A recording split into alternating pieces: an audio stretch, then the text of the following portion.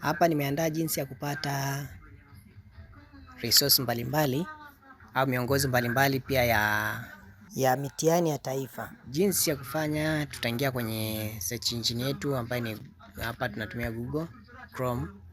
Itafunguka namna hii. Tutaingia kwa website ya NECTA. Baada ya kufunguka, utagusa hapo kwenye hiyo website. Itatupeleka kwenye mistari mitatu hapo kushoto kwenye screen yako ya simu hapo. Hiyo mistari mitatu ukishagusa, tafuta sehemu ya publication. Hapa machapisho hapa publication. Okay, baada ya kugusa kwenye publication, utakuja kwenye approved exam guides.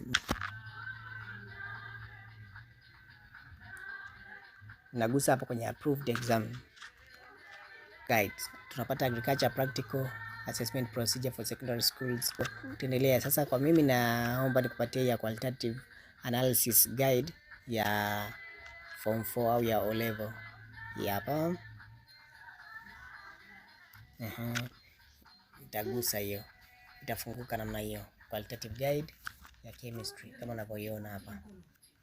Kicheki hapo muonekano wake iko namna hiyo. Kama hiyo table unavyoona michoro namna hiyo, safi, inaonekana vizuri kabisa. Kama kuna sehemu hujanipata vizuri, karibu kwa kuuliza hapo. Pia unaweza comment, uka-like na kusubscribe channel hii ili tuendelee kupeana update mbalimbali. Uwe na wakati mwema.